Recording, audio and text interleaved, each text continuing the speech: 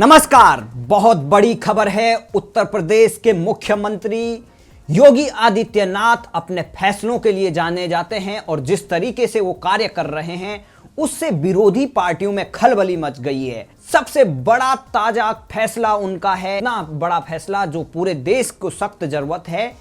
भारत जिनको पूजता है, भारत में गौ माता इतनी पूजनीय है, लेकिन उनके खिलाफ कितने तरह के अपराध हो रहे हैं वो पूरा देश शर्मसार है। जिस देश में गाय माता को पूजा जाता है, लेकिन इस देश में ही उस गाय माता को काटने वाले, उस पर बम से उनको छत बिछत करने वाले इतने बहुत सारे मौजूद हैं। लेकिन अब योगी आदित्यनाथ ने उत्तर प्रदेश में एक बड़ा कानून पास कर दिया है और उस कानून पास हो जाने के बाद गो हत्यारों को बड़ी सजा मिलेगी और वो कांप जाएंगे। अब उनको गौ माता के खिलाफ कोई भी गलत काम करना बड़ा जुर्माना और सजा भुगतनी पड़ेगी। आपको बता दें, यूपी कैबिनेट ने गोवध निवारण संशोधन अधिनियम 2000 बिल पास हो गया है। उत्तर प्रदेश में गोवध करने वालों को 10 साल की जेल और 5 लाख का जुर्माना और अंग भंग करने पर 7 साल की जेल और 3 लाख तक का जुर्माना लगेगा। योगी सरकार ने गोवध निवारण अधिनियम अध्यादेश को मंजूरी दे दी है। ये बहुत बड़ा कानून है। उत्तर प्रदेश के मुख्यमंत्री के सरकारी आवास पर ये बैठक होती है, मंत्रिमंडल की बैठक। उस बैठक के बाद जो अधिनियम है उस पर पूरी चर्चा होती है और उसके बाद इसको पास किया जाता है। तो ये बहुत बड़ी खबर है, उत्तर प्रदेश से आई है। उत्तर प्रदेश में अब गोवध निवारण अधिनियम को और अधिक सुदृढ़, संगठित एवं प्रभावी बनाए जाने के लिए ये काम किया गया है। तो आपको बता दें कि जो ये अधिनियम है, उत्तर प्रदेश गोवध निवारण संशोधन अध्यादेश 2020 को जो स्वीकृति मिली हुई है, उससे अब गौ हत्यारों और गौ तस्करों और गौ माता के खिलाफ जो इतने बड़े क्राइम कर रहे हैं उनको बड़ी सजा मिलेगी। क्योंकि आप देख रहे होंगे लगातार पूरे देश में चाहे वो हिंदुओं की भावनाओं को लेकर मजाक बनाया जाता है, जो गौ माता को पूजते हैं उनका मजाक उड़ाया जाता है, उनको गोबर खाने की सलाह दी जाती है। वो कोई भी तर्क बोले तो वो उनको गोबर भक्त और तमाम ऐसी चीजें बोलते हैं कि जिससे उनकी जो धार्मिक भावनाएं हैं वो ठेस पहुंचती हैं। ये उसी देश में हो रहा है जहां ये कहते हैं कि यहाँ बोलने की आज़ादी नहीं है। यहाँ ये गौ मांस खुलेआम सड़कों पर बांटते हैं, लेकिन तब भी इनके खिलाफ कोई सख्त एक्शन नहीं होता। आपने देखा केरल में किस तरीके से कांग्रेस पार्टी ने खुलेआम सड़कों पर गाय को काटा था, वो भी पूरा देश देखा और लोगों ने उसको माफ नहीं किया। क्योंकि केरल में भले ही वायनाड से राहुल गांधी जीत गए हैं, लेकिन पूरे देश से उनका सफाया हुआ, यहां तक कि अमेठी से। इसी कारण से, क्योंकि उन्होंने हिंदुओं की भावनाओं को ठेस पहुंचाई और वो उनका मजाक उड़ाते हैं। अब इस फैसले के बाद भी प्रियंका वाड्रा और तमाम कांग्रेसी और इस देश के देशद्रोही लोग इस फैसले पर सवाल उठाएंगे, कहेंगे कि हमें खाने की आज़ादी नहीं है, हमें कूड़ा खाना है, हमें बीफ खानी है, हमें गाय को काट के खाना है। लेकिन ये भूल जाते हैं कि इस देश की बहुसंख्यक आबादी यानी हिंदू उस गाय को पूजते हैं और उस निर्दोष गाय को ये लोग काट कर खा जाते हैं। जो गाय दूध, घी और तमाम मक्खन ऐसी चीजें हैं जो जिसका गोबर भी काम आता है, जिसका गोबर अगर खेतों में पड़ता है तो वो खेत उपजाऊ होती है। और जो लोग खेतों में अपना उर्वरक डालते हैं, रासायनिक कीटनाशक यूज करते हैं और तमाम ऐसी चीज यूज करते हैं, लेकिन उसका कितना गहरा उल्टा परिणाम होता है कि हमारे स्वास्थ्य पर उसका गंभीर परिणाम देखने को मिलता है। लेकिन उसका भी मजाक उड़ाया जाता है। गौ माता को माता इसलिए कहा जाता है कि वो अपना जीवन पूरे दूसरों की सेवा में लगती है। लोग उस गाय को पालते हैं और वो एक परिवार का हिस्सा होता है। उसका दूध, घी सब यूज होता है, कुछ हिस्सा उसके बछड़े को दिया जाता है।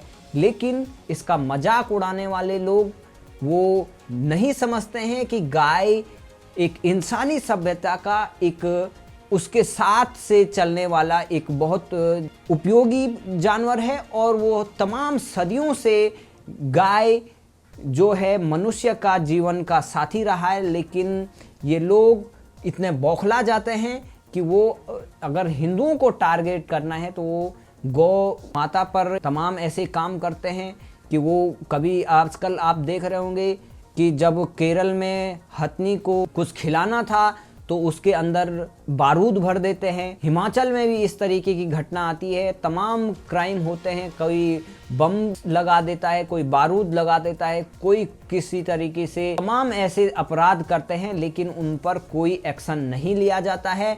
और गौ माता एक ऐसे अपराध का शिकार होती है कि जो लोग आज हिंदुओं के खिलाफ इतना उनके मन में जहर भरा हुआ है कि वो गौ माता के खिलाफ क्राइम करते हैं और वो अपने आप को प्राउड फील करते हैं कि हम बीफ खाते हैं। आप देखते होंगे कि तमाम जैनियों से लेकर तमाम ऐसे वामपंथी लोग जो हिंदुओं को गाली देते हैं, वो लोग भी बीफ खाने का ड्रामा बनाते हैं और इस तरीके का क्राइम करते हैं कि जिससे इसमें अधिकांश भारतवासी वो उनकी भावनाओं को इतनी ठेस पहुंचती है कि जिसकी कोई सीमा नहीं है।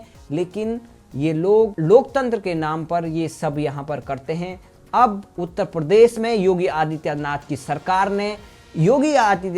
सरकार ने इस पर लगाम लगा दी है और उनके लिए कठोर व्यवस्था कर दी है कि जो इस तरीके का क्राइम करेंगे, जो सोचेंगे भी, अब उन पर कड़ा एक्शन होगा।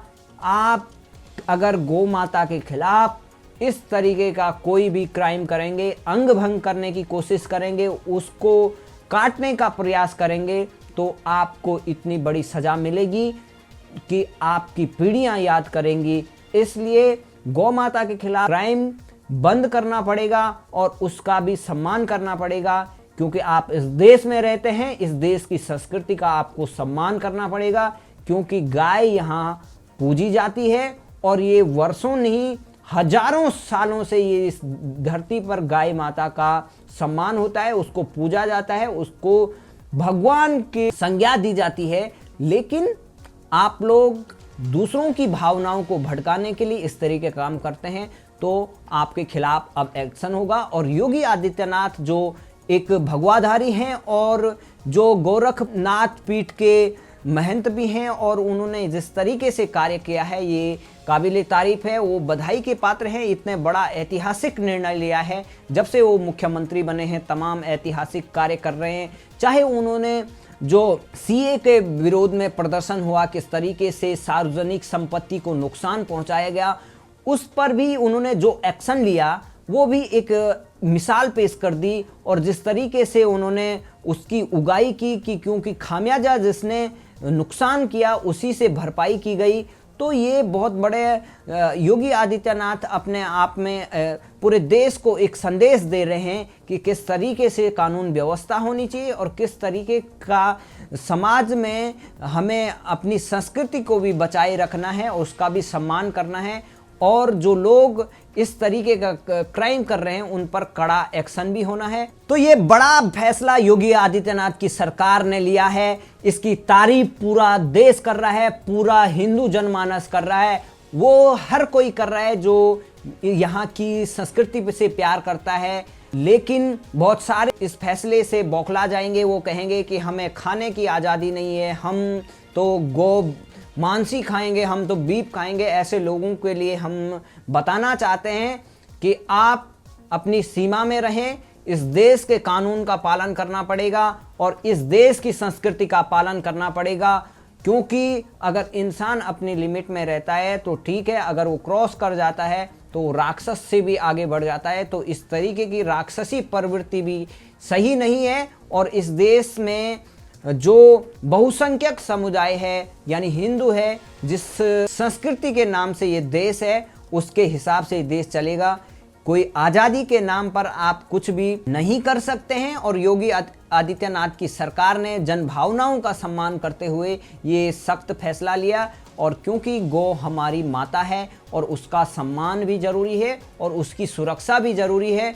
और इस तरीके के फैसले के बाद अब देखते हैं कि तमाम लोग सवाल उठाएंगे। कांग्रेस पार्टी ने तो केरल में किस तरीके का विरोध किया वो तो जग जाहिर है। और अखिलेश यादव भी कुछ कह सकते हैं या नहीं कहेंगे, क्योंकि उनकी भी मजबूरी है कि वो इस समय इस तरीके का बयान नहीं दे सकते हैं। लेकिन ये कड़वी सच्चाई है कि तमाम जो सेकुलर पार्टियां इस देश में कही जाती हैं वो इस तरीके के फैसले पर सवाल उठाएंगे। वो लोग इस फैसले पर सवाल उठाएंगे और कहेंगे कि यहाँ पर तो गाय के नाम पर ही राजनीति हो रही है, बाकी कुछ हो नहीं रहा है। गाय गाय गाय की ही सुरक्षा है, लेकिन गाय बहुत ज़रूरी है, हर चीज़ ज़रूरी है। गाय भी ज़रूरी है, इंसान भी ज़रूरी है, और इस धरती पर हर जीव जंतु ज़रूरी है। केवल मनुष्य का ही अधिकार नहीं, बल्कि हर प्राणी का जीने का अधिकार है। और हम अगर भगवान ने हमें ताकत दी है तो हम इस ताकत का गलत प्रयोग ना करें, और इस पर्यावरण की रक्षा के लिए हमें हर चीज़ का संतुलन बनाए रखना पड़ेगा। नहीं तो ये कोरोना टाइप और तमाम ऐसे संकट आते रहेंगे, जिससे आने वाले दिनों में इंसानी सभ्यता भी बचना भी बड़ा मुश्किल होगा। इसलिए हर एक चीज़ को पर्यावरण के हिसाब से सोच समझ कर चलें। गौ माता को बचाएंगे और उसके हिसाब से हम कृषि करेंगे तो ये सबके लिए अच्छा होगा, ये पर्यावरण के लिए भी अच्छा होगा, इंसानी जीवन के लिए भी अच्छा होगा। जय हिंद, जय भारत।